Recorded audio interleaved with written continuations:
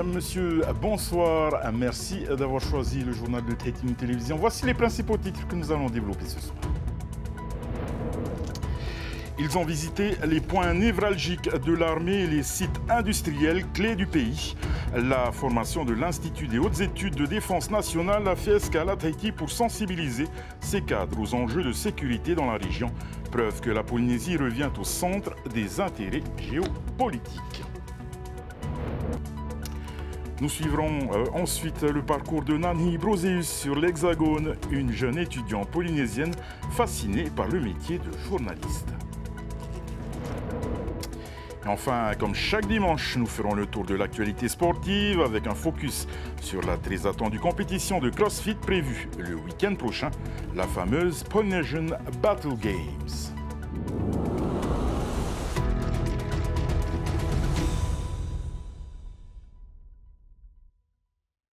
Trois semaines pour découvrir et comprendre les armées, la stratégie de défense nationale, mais aussi d'autres enjeux majeurs liés à la sécurité. C'est ce qui était proposé par l'Institut des hautes études de défense nationale, l'IHEDN, depuis le 6 mars dernier. À une cinquantaine de cadres du pays, 12 ans qu'une telle formation n'avait été dispensée.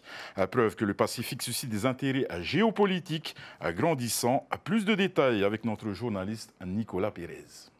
IHEDN pour Institut des hautes études de défense nationale.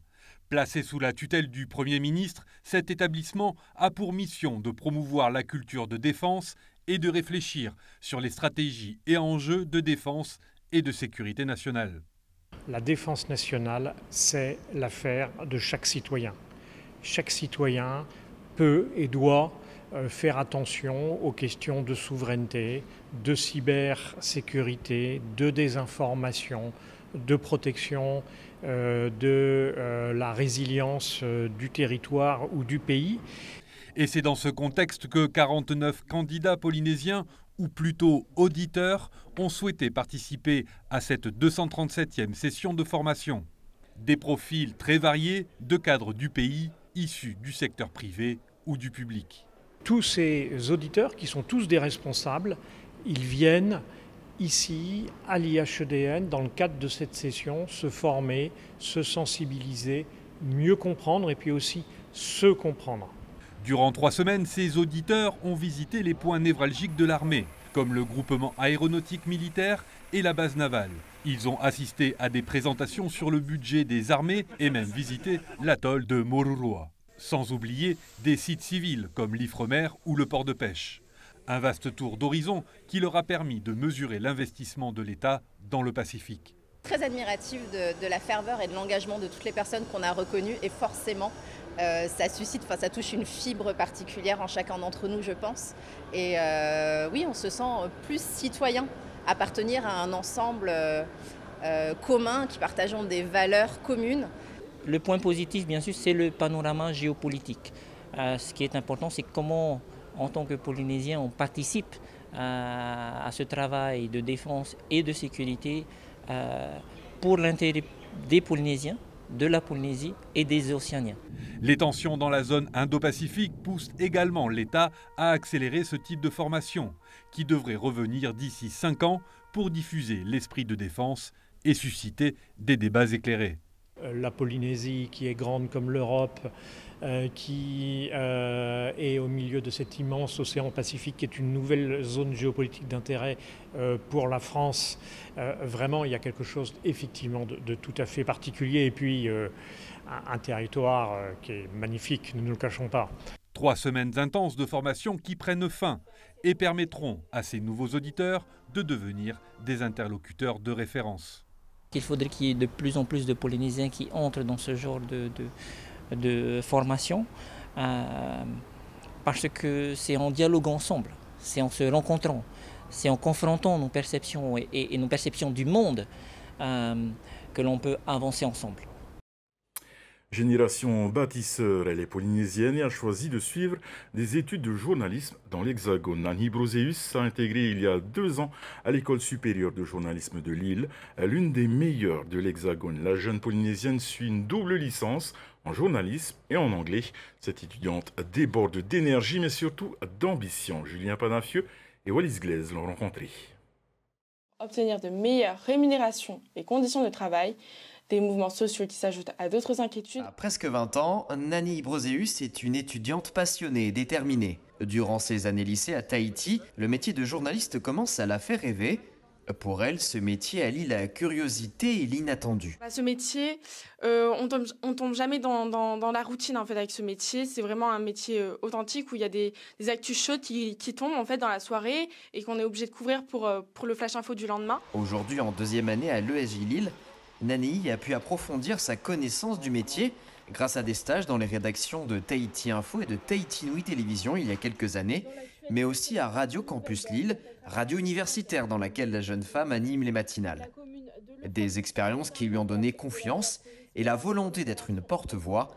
La visibilité des Outre-mer et de la Polynésie dans les médias hexagonaux est un de ses combats. Je me suis vraiment rendu compte que il y a certains sujets dont on en parle pas forcément dans les médias, on va dire les médias français ici. Par exemple, on a eu un cours avec Carrie Newton, donc elle travaille à l'ONU, et elle nous avait parlé des essais nucléaires, et notamment les essais nucléaires en Polynésie. Le journalisme est le parfait moyen pour exprimer ses passions, et la gastronomie est une des passions de la Polynésienne.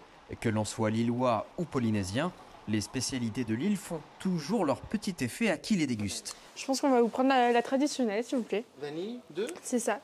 S'il vous plaît. Il faut dire que l'étudiante a notamment rédigé des articles sur la gastronomie lilloise, donc forcément, elle s'y connaît. Bon, c'est de la vanille de Madagascar, c'est pas comme celle de Tahiti, mais ça fait l'affaire pour un petit goûter. Capitale des Hauts-de-France, Lille est la 10e commune la plus peuplée de France, avec ses 230 000 habitants. Si Lille est une métropole qui séduit grâce à son attractivité économique, la météo peut faire des réticents. Si, c'est sûr que le temps joue beaucoup sur le moral. Mais bon, moi je me rappelle pourquoi je suis venue ici, c'est pour les études, pour poursuivre mes objectifs, mes rêves. Donc on fait avec. Pour l'heure, Nani veut vivre l'instant et avoir la possibilité de le raconter aux autres. Mais la jeune femme rêve grand.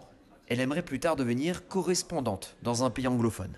Nani Broséus, Lille, Tahiti Nui Télévision. Et réunion au sommet autour du VA aujourd'hui à Travos. Cet après-midi, la Fédération tahitienne de VA, le COPF et la communauté de communes Terehea-Manu à Travos se sont retrouvés pour la mise en place d'un projet de cohésion sociale par le biais du VA, une discipline sportive et culturelle vecteur de cohésion.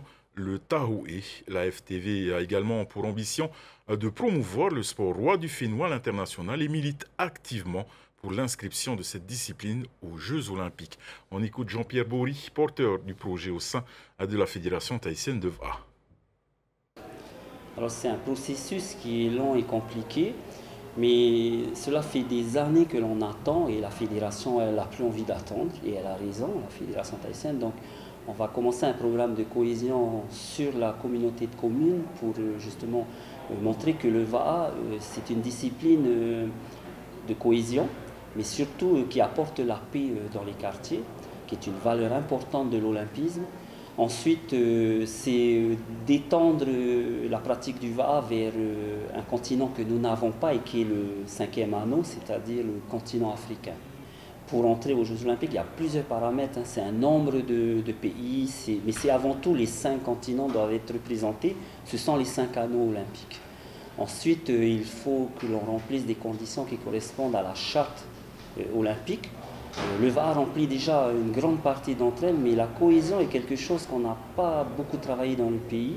Et je pense que le sport est inscrit dans le budget à la cohésion sociale.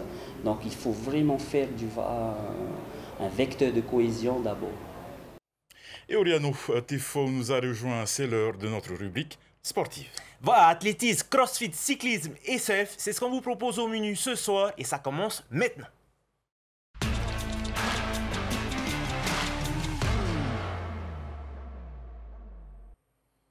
Et grosse journée hier sur le plan d'eau de Taoné, la Fédération tahitienne devra organiser la première journée du championnat de Tahiti de vitesse. Des juniors aux seniors en passant par les vétérans, 103 séries se sont succédées tout au long de la journée. Le reportage de Désiré Teivao.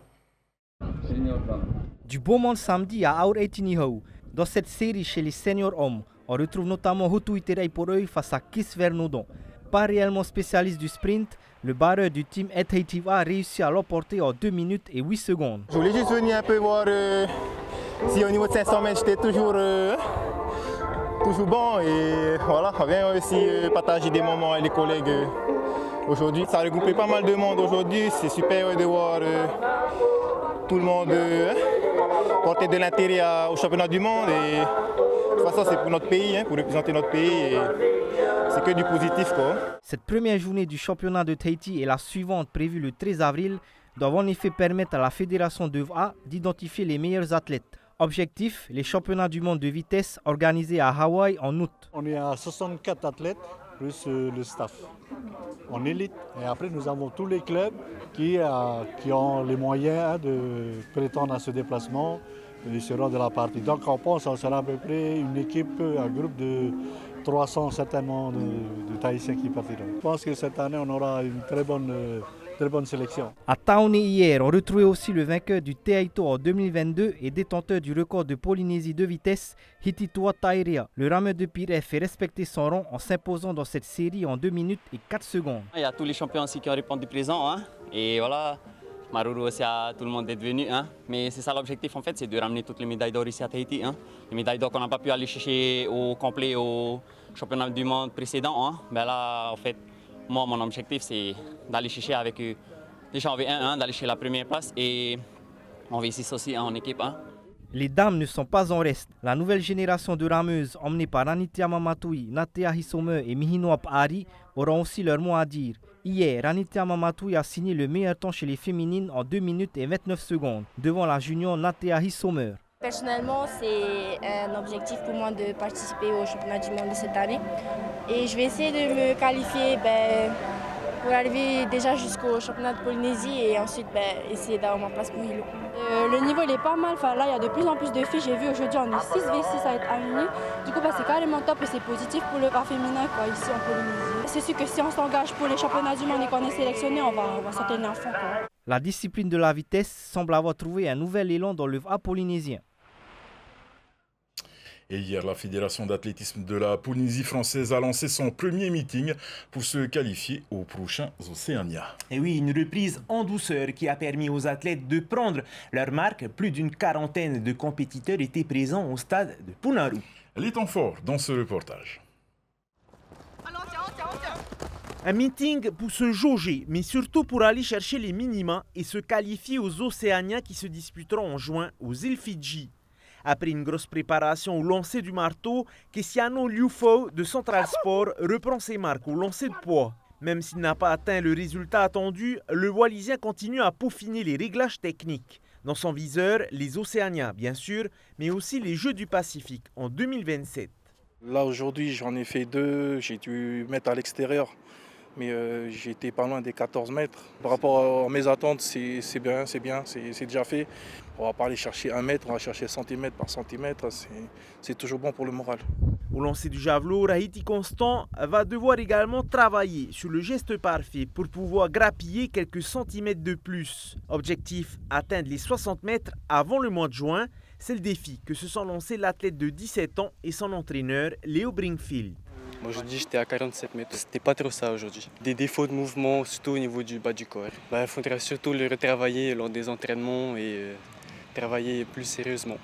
Le vainqueur de la Patrie Race, Manuihei Teaha, s'est focalisé cette fois-ci sur le saut en hauteur. Sa meilleure barre, 1,80 m, soit 4 cm de moins que sa performance réalisée la semaine dernière au championnat de Nouvelle-Zélande où il a terminé 3e. Mais pour lui, ce meeting est une reprise en douceur et encourageante.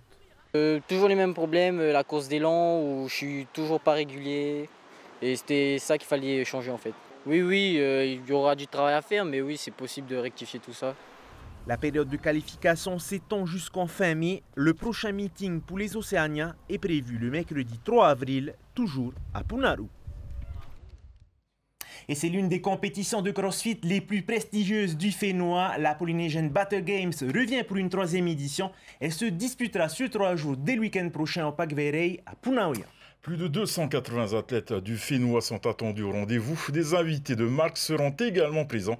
Parmi eux, à la marraine de l'événement Mélodie Andréani, qui participera également à la compétition. Et nous la recevons ce soir en plateau avec Arnaud Cressman, membre du comité organisateur Yorana. Yorana. Alors Arnaud, chaque année, le niveau de la Polynesian Battle Games monte d'un cran après le RIMAP d'Aroué, puis le stade Willy Bombridge. Vous avez choisi le Parc Verey près du lagon. Que réservez-vous aux athlètes pour cette édition? Alors, on leur réserve vraiment une programmation sur mesure pour cette édition. 3 jours de compétition intense. Je ne peux pas donner trop d'informations puisque tout sera dévoilé demain soir à tous les athlètes. Tout est gardé de secret depuis des mois sur la quantité de WOD, de challenge qu'on va leur proposer, sur le type de challenge qu'on va leur proposer. Donc forcément, il y a des disciplines qui vont retrouver ce qu'ils ont l'habitude de réaliser, mais il y a pas mal de surprises qu'on a préparées en fonction du site du coup, qu'on va utiliser. Et pour cette édition, vous invitez 2 références françaises de la discipline. Ce sera une occasion pour motiver nos athlètes locaux et se confronter à ces athlètes de haut niveau?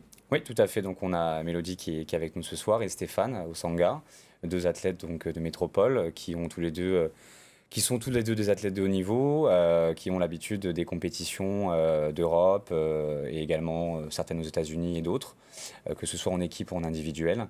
Donc là, cette année, pour notre compétition en tout cas, ils viendront en individuel en ce qu'on appelle la catégorie RX, donc les confirmés, chez les femmes et chez les hommes pour Stéphane.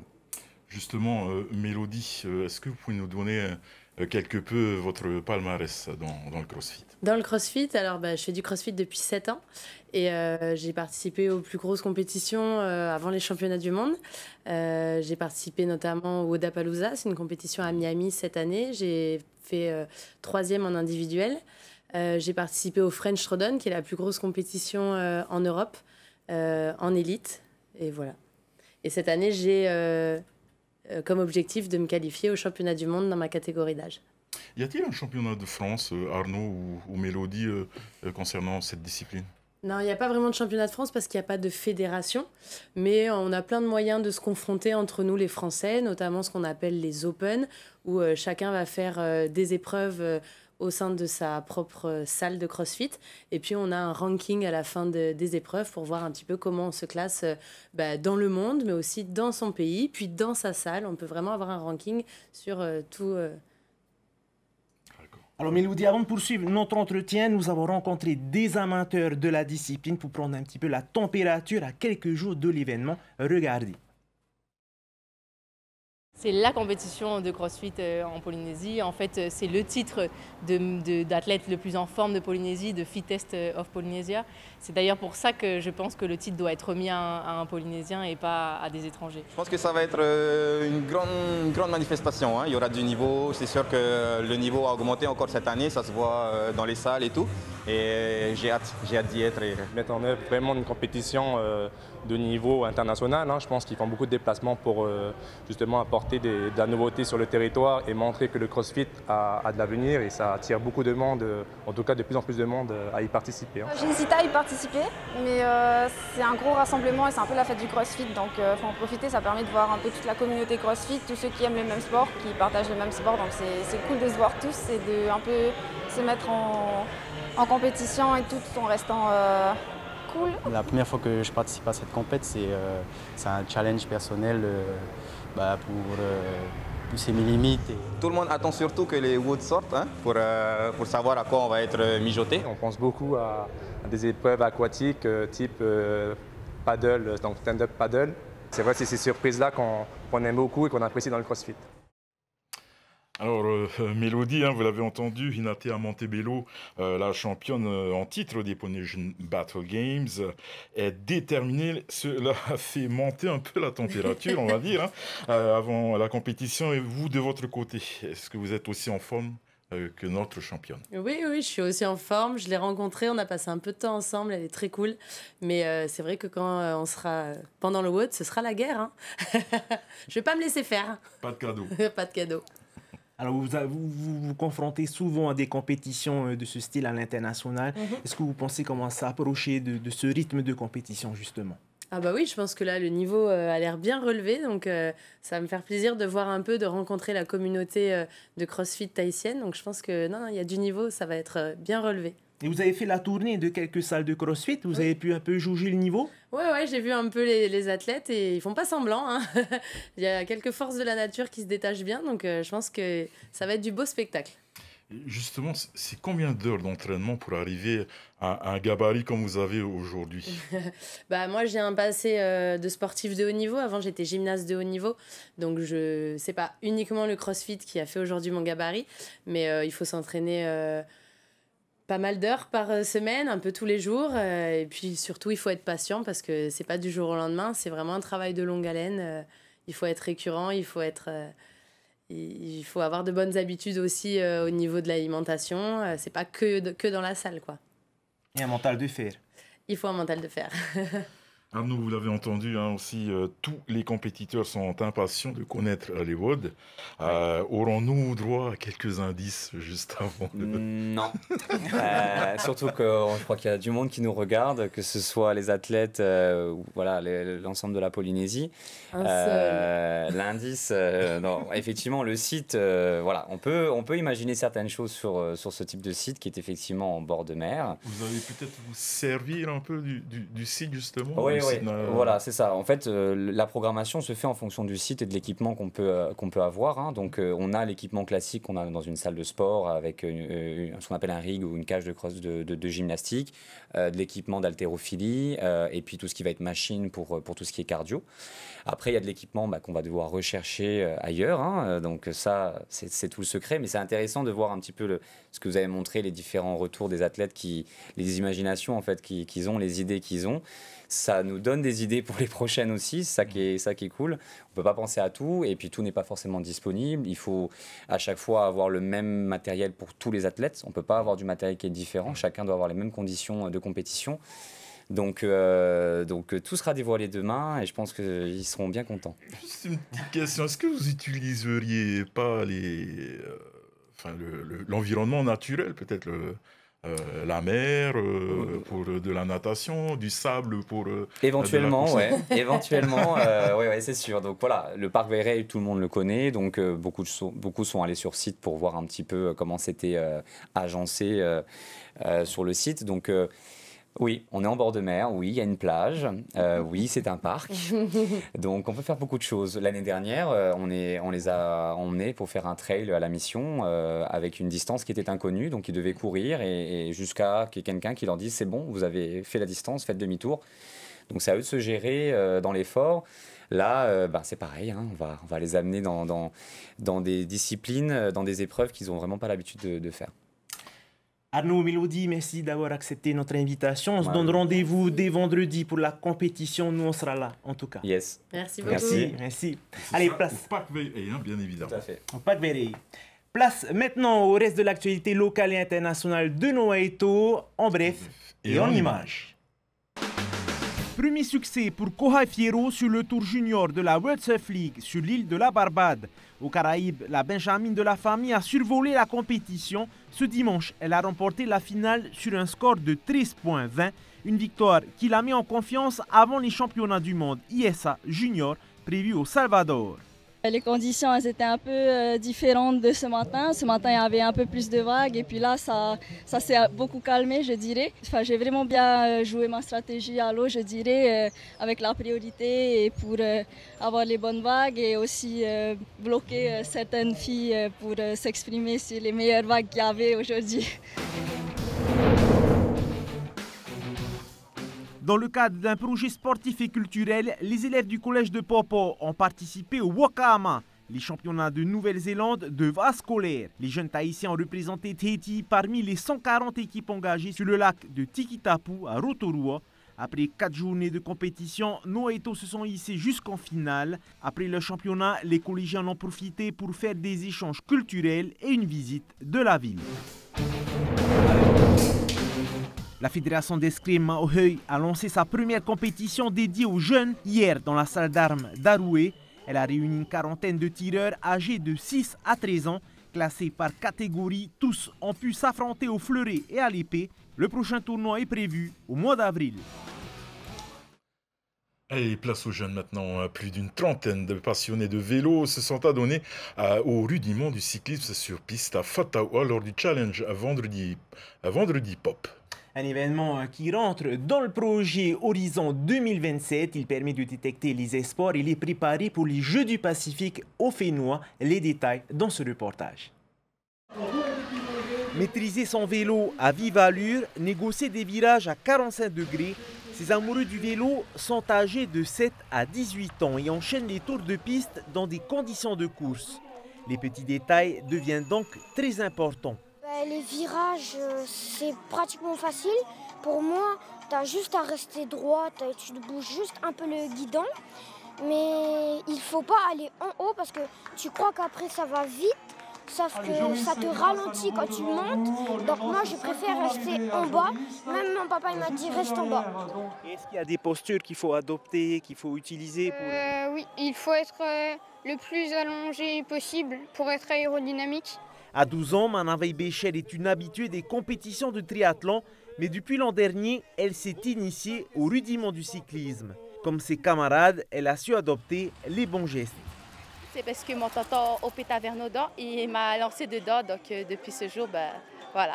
T'as du stress, t'as envie de gagner et t'essayes d'être devant pour rester, mais aussi il faut rester derrière pour avoir le vent, donc drafter avec celui de devant pour essayer d'aller plus vite. Oui, c'est technique parce que déjà il ne faut pas tomber et il faut essayer de garder le devant, de rester devant et de sprinter à la fin. La Fédération tahitienne de cyclisme veut créer une émulsion auprès des jeunes pour leur donner envie de faire du vélo en toute sécurité. Répartis par catégorie d'âge, ils ont 2 épreuves à effectuer. Il y avait une course au point, donc la course au point se définit par, vous avez une distance, par exemple 4 tours à effectuer. Au bout de 2 tours, il y a un sprint, on appelle ça un sprint intermédiaire, où il y a un classement qui attribue des points. Et à l'arrivée, c'est pareil, il y a un classement avec les points doublés. Et avec l'addition de ces deux classements, en fait, on désigne le vainqueur de la course au point. Et ensuite, en deuxième épreuve, nous avions une course scratch. Et c'est comme si vous faisiez une course, donc il y a 4 tours à faire, le premier qui franchit la ligne au bout de 4 tours a gagné. Ce challenge se fera sur 5 manches. Les 4 premières sont réservées à la piste et la dernière se fera sur route dans un circuit fermé à Faréouté. En attendant, la prochaine étape est prévue le 19 avril, toujours au vélodrome de Fatawa. Et l'association TNC Concept a organisé samedi dans sa salle de Maman une matinée sur le thème Form to It. Elle a invité donc les personnes en situation de surpoids pour une séance gratuite de musculation. Pousser la porte d'une salle de sport peut être pas difficile à franchir pour les personnes en situation de surpoids. Mais ce pas, Teiki a décidé de le faire à Maman samedi matin. Après un peu plus d'1 heure et demie de séance, il ressort satisfait et compte bien continuer à se prendre en main. Ah oui, ça tire vraiment les muscles. J'ai même connu des muscles que je ne connaissais pas où ça tire vraiment. Mon objectif premier, c'était de perdre du poids d'abord par mes propres moyens, ce que j'ai fait déjà, en perdant déjà 15 kilos depuis le début de l'année, mais après, savoir affirmer un peu son corps. D'autres personnes comme Teiki ont aussi profité de cette matinée pour effectuer leur première séance. Elles ont pu compter sur les conseils des athlètes de l'association TNC Concept, comme Marcel Touairo ou encore Teveiura Natua. Elle aussi était en situation de surpoids, mais depuis un peu plus de 3 ans, la jeune femme s'est ressaisie. Elle a même participé à des compétitions de bikini fitness. Je comprends vraiment la difficulté que ça peut être. J'ai toujours été ronde.